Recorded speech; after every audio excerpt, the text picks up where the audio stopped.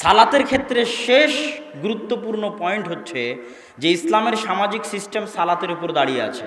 এই জন্য মানুষ যদি 5 ওয়াক্ত সালাতে মসজিদে উপস্থিত না হয় তাহলে মানুষ মুসলমানদের জামাত থেকে বিচ্ছিন্ন হয়ে যায়।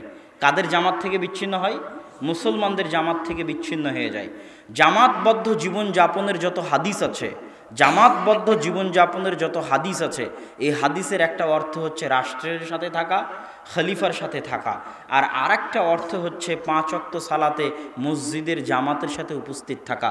রাসূল সাল্লাল্লাহু আলাইহি ওয়াসাল্লাম বলছেন, মা মিন কারিয়াতিন, এমন কোনো গ্রাম যেখানে 3 জন মুসলমান বসবাস করে, আফ্রিকার জঙ্গল হোক, সৌদি আরবের মরুভূমি হোক, সাহারার মরুভূমি হোক, আর ইংল্যান্ড আমেরিকার কোনো খ্রিস্টান শহর হোক, ইহুদি শহর হোক, মুসলমান বসবাস করে মাত্র 3 জন, আর তারা যদি আজান একামত দিয়ে জামাতে সালাত কায়েম না করে, ইস্তাহওয়াদা আলাইহিমুশ শাইতান, তাহলে শয়তান তাদের উপর আক্রমণ করবে, যেমন পালবিহীন ভেড়াকে বাঘে আক্রমণ করে। এই হাদিস স্পষ্ট দলিল যে জামাতবদ্ধ জীবনযাপন মানে হচ্ছে 5 ওয়াক্ত সালাতে মসজিদের সাথে সম্পৃক্ত থাকা। মসজিদের সাথে সম্পৃক্ত থাকাই হচ্ছে একটা মুসলমানের সবচেয়ে বড় আর সবচেয়ে গুরুত্বপূর্ণ কাজ। নবী রাসূলদের আদিকাল থেকে নিয়ে এখন পর্যন্ত মুহাম্মদ সাল্লাল্লাহু আলাইহি সাল্লাম পর্যন্ত কাজ ছিল হচ্ছে মসজিদের খেদমত করা, মসজিদের সেবা করা। ইন্না আউওয়ালা বাইতিন উযিআ লিন-নাস বিবাক্কাহ, প্রথম যে মসজিদ তৈরি হয়েছে সেটা মক্কায়।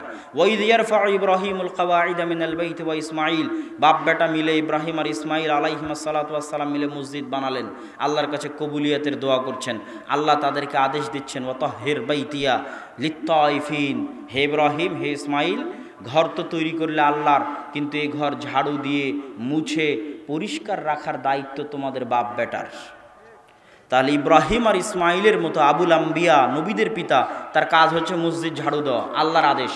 মসজিদ পরিষ্কার রাখতে হবে তওয়াফকারীদের জন্য। এই আদেশের বাস্তবায়নে ইব্রাহিম আলাইহিস সালামের পরবর্তী বংশধর আল্লাহ রাসূলের দাদা আব্দুল মুত্তালিব পর্যন্ত তাদের কাজই ছিল কাবা ঘর ঝাড়ু দেওয়া, মুছা, পরিষ্কার করা। তারা ইব্রাহিমের বংশধর। কথা মানে বুঝাতে পারিনি আমি। তো মসজিদের সাথে সম্পর্ক রাখাই হচ্ছে ইসলাম। যে 7 শ্রেণীর মানুষের কথা রাসূল সাল্লাল্লাহু আলাইহি ওয়াসাল্লাম বলেছেন যে আল্লাহর আরশের ছায়া পাবে, যেই দিন এই ছাউনি থাকবে না, গাছ থাকবে না, বিল্ডিং থাকবে না, কিছুর ছায়া থাকবে না। আর একটা হচ্ছে কালবুহু মুআল্লাক বিল মসজিদ, ফজরে আদায় করেছে, জোহরে মসজিদে যাওয়ার অপেক্ষায় থাকে, জোহরে আদায় করেছে, আসরে মসজিদে যাওয়ার অপেক্ষায় থাকে। এই কালবুহু মুআল্লাক বিল মসজিদ, এর জায়গা হবে আল্লাহ সুবহানাহু ওয়া তাআলার দেওয়া ছায়ায় কিয়ামতের মাঠে। সালাত কত গুরুত্বপূর্ণ হতে পারে, সালাত কত গুরুত্বপূর্ণ হতে পারে যে একটা নবী আল্লাহর কাছে দোয়া চান, রব্বি জাআলনি মুকিমাস সালাহ ওয়া মিন যুররিয়াতি, হে আল্লাহ আপনি আমাকে নামাজি বানান। কি বানান? সালাত আদায়কারী বানান। নবীর দোয়া আল্লাহর কাছে। আর শুধু আমাকে সালাত আদায়কারী বানিয়েন না, আমার পরবর্তী বংশধরকেও সালাত আদায়কারী বানান। আপনাদের সকলের, আমাদের সকলের কাকুতি মিনতি করে আল্লাহর কাছে চাওয়া উচিত, হে আল্লাহ আপনি আমাকে এবং আমাদের সকলকে না বানিয়ে মৃত্যু দিয়েন না, আল্লাহুম্মা আমিন। এবং আমাদের পরবর্তী উত্তরসূরি বংশধরকেও সালাত আদায়কারী না বানিয়ে মৃত্যু দিয়েন না, আল্লাহুম্মা আমিন। সালাত আদায়কারী হয়ে যেন আমরা মৃত্যুবরণ করতে পারি, এই তৌফিক যেন আল্লাহ আমাদেরকে দান করে, আল্লাহুম্মা আমিন। সালাত যদি আমাদের থেকে দূরে চলে যায়, মানে আমরা আল্লাহর থেকে দূরে চলে গেছি, আল্লাহর রহমত, আল্লাহর বরকত, আল্লাহর দয়া থেকে দূরে চলে গেছি, আল্লাহর করুণা বঞ্চিত, আল্লাহর রহমতের দরবার থেকে বিতাড়িত। আর যে ব্যক্তি আল্লাহর করুণা বঞ্চিত, আল্লাহর রহমত ও বরকত বঞ্চিত, ওর চাইতে বড় ইয়েতিম পৃথিবীতে আর নাই। যে বাপ মারা গেছে সে না যতটা অসহায়, ওর চাইতে বড় অসহায় ও যার সাথে আল্লাহর সম্পর্ক নাই। আপনি নিজের আত্মাকে জিজ্ঞেস করে দেখতে পারেন যে আপনার আত্মার সাথে আল্লাহর সম্পর্ক আছে কিনা।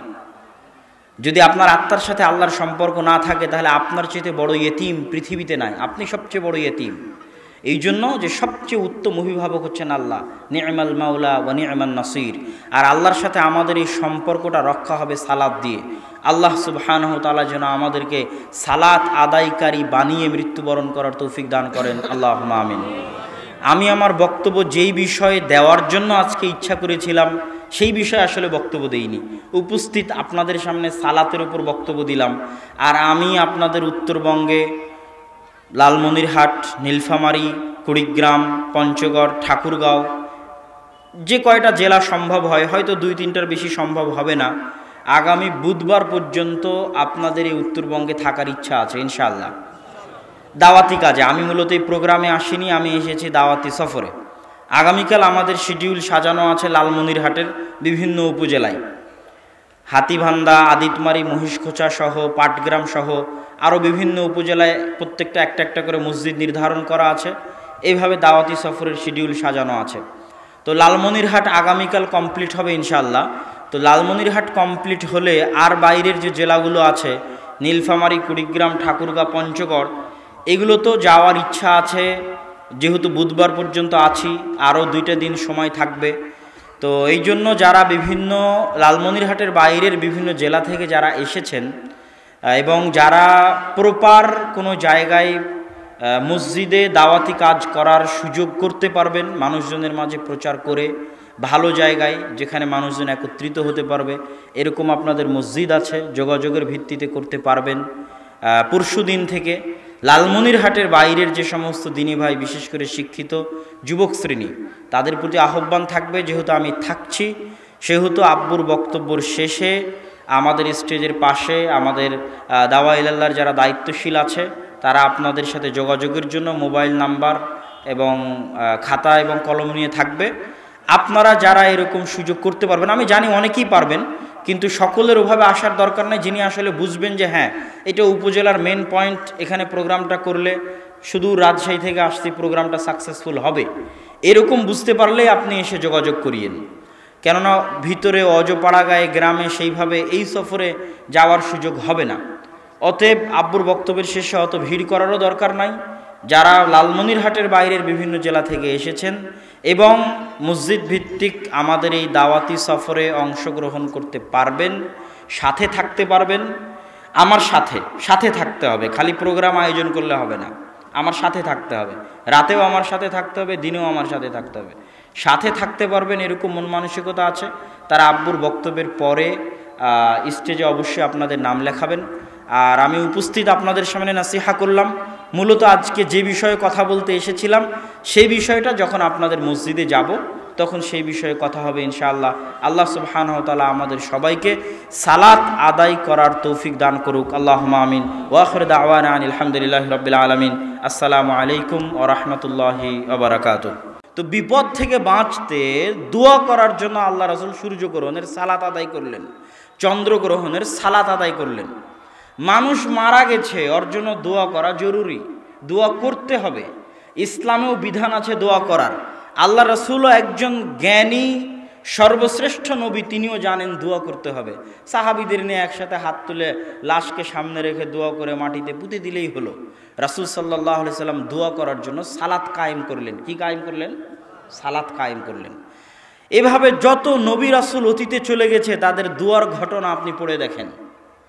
আল্লাহ সুবহানাহু ওয়া তাআলা জাকারিয়া আলাইহিস সালাতু ওয়াস সালামের ক্ষেত্রে বলছে, ওয়াইদ ক্বালাত ইমরাতু ইমরান রাব্বি ইন্নী নাযারতু লাকা মা ফি বাতনি মুহাররারা।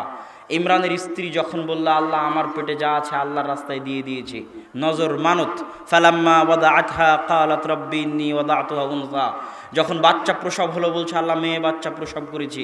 আল্লাহ সুবহানাহু ওয়া তাআলা মেয়ে বাচ্চাকেও তার মানত নজর পূরণ করার সুযোগ করে দিলেন। ফাকাফালাহা জাকারিয়া। জাকারিয়া দায়িত্ব নিয়ে নিল বাইতুল মাকদিসের খেদমত করবেন। মারিয়াম আলাইহাস সালাতু ওয়াস সালাম কুল্লামা দাখালা আলাইহা জাকারিয়াল মিহরাব ওয়াজাদা ইনদাহা রিজকা। যখনই জাকারিয়া আলাইহিস সালাতু ওয়াস সালাম মারিয়ামের নিকটে যান, দেখেন রিজিক, তখন তিনি বললেন ইয়া মারিয়ামু আন্না লাকি হাদা, কোথায় থেকে আসে? ক্বালাত হিয়া মিন ইনদিল্লাহ ইন্নাল্লাহা ইয়ারযুকু মান ইয়াশা বিগাইরি হিসাব। এটা আল্লাহর পক্ষ থেকে আসে। আল্লাহ সুবহানাহু ওয়া তাআলা যাকে চান তাকে বেহিসাব রিজিক দিতে পারেন। হুনালিকা দাআ জাকারিয়া রাব্বাহ। এখন জাকারিয়া আলাইহিস সালাতু ওয়াস সালামের শখ হচ্ছে যে এইরকম একজন সতী সাধবী মহিলা, স্ত্রী, কন্যা তার চোখের সামনে, অথচ তিনি বৃদ্ধ, তার সন্তান নাই। এরকম একজন সন্তান যদি তার হতো, তার স্ত্রী বন্ধ্যা, চোখ মাথার চুল সাদা, দাড়ি সাদা, তিনি এখন আল্লাহর কাছে চাইবেন সন্তান। আল্লাহর কাছে সন্তান চাওয়ার জন্য জাকারিয়া আলাইহিস সালাতু ওয়াস সালাম সালাতে দাঁড়িয়ে গেলেন। সারা আলাইহা সালাতু ওয়াস সালাম, ইব্রাহিম আলাইহিস সালাতু ওয়াস সালামের প্রথম স্ত্রী, বিপদে পড়েছেন, বিপদ থেকে উদ্ধার হতে হবে, তার ইজ্জত, তার সম্মান, তার আব্রু হেফাজত চাচ্ছেন আল্লাহর কাছে। এই বিপদ থেকে উদ্ধারের জন্য তিনি সালাতে দাঁড়িয়ে গেলেন। রাসূল সাল্লাল্লাহু আলাইহি ওয়াসাল্লামের জীবনে যত বিপদ তার সম্মুখীন হয়েছেন, সেক্ষেত্রে বলা আছে তখনই তিনি বাদারা ইলা সালাহ, সালাতে দাঁড়িয়ে যেতেন। আসমানের নিচে জমিনের উপরে আল্লাহ সুবহানাহু ওয়া তাআলার কাছে চাওয়ার জন্য, দোয়া করার জন্য সালাতের চাইতে বড় কোনো মাধ্যম পৃথিবীতে নাই। আপনি যখন সালাত শুরু করেন আল্লাহু আকবার বলে, তখন মূলত দোয়া শুরু করেন। কি শুরু করেন? দোয়া শুরু করেন। তারপরে যখন রুকু সিজদা সব কমপ্লিট করে আপনি সালাম ফিরেন, আসসালামু আলাইকুম ওয়া রাহমাতুল্লাহ, তখন মূলত কি শেষ করেন বলেন তো? একটু জোরে বলেন, কি শেষ করেন? দোয়া শেষ করেন। এখন হুজুর যদি বলে যে হুজুর ইমাম সাহেব দোয়া করাও না, তাহলে ওই হুজুরকে আরও 100 বছর পড়তে হবে সালাত কাকে বলে এটা জানার জন্য। তিনি এখনো বুঝতে পারেননি যে সালাত কাকে বলে। আল্লাহু আকবার দিয়ে দোয়া শুরু হলো আর আসসালামু আলাইকুম দিয়ে দোয়া শেষ হলো, এই জিনিসটা বোঝার মতো ক্ষমতা তার হয়নি, এই জন্য যে তিনি এখনো জানেন না সালাত কাকে বলে। সম্মানিত উপস্থিতি, সালাতের বিষয়ে সর্বশেষ পয়েন্ট বলে আমি আমার বক্তব্য শেষ করব। বক্তব্যের শুরুতে বলেছিলাম ইসলাম সালাতের প্রতি এত গুরুত্ব দিয়েছে এই জন্য যে ইসলামের সামাজিক সিস্টেম সালাতকে কেন্দ্র করে দাঁড়িয়ে আছে, মসজিদকে কেন্দ্র করে দাঁড়িয়ে আছে। সালাতের ফজিলত, মসজিদের ফজিলত, মসজিদের ফজিলত, সালাতের ফজিলত। মান বানা লিল্লাহি বাইতান কামিফহাসি তয়রিন ওয়ালাউ কামিফহাসি তয়রিন, কেউ যদি আল্লাহর জন্য একটা ঘর তৈরি করে পাখির বাসার সমান হয়, আল্লাহ তার জন্য জান্নাতে একটি ঘর তৈরি করবেন। তো এই ঘরটা কিসের জন্য বলেন তো? সালাত আদায় করার জন্য। মসজিদ কিসের জন্য? যেই জায়গায় সালাত আদায় করা হবে ওই জায়গা বানালে এত ফজিলত, তাহলে ওই ইবাদত কত ফজিলতের। নবী রাসূলরা আজীবন মসজিদের খেদমত করে গেছেন, মসজিদের সেবা করেছেন, ওখানে সালাত আদায় করা হয় এই জন্য।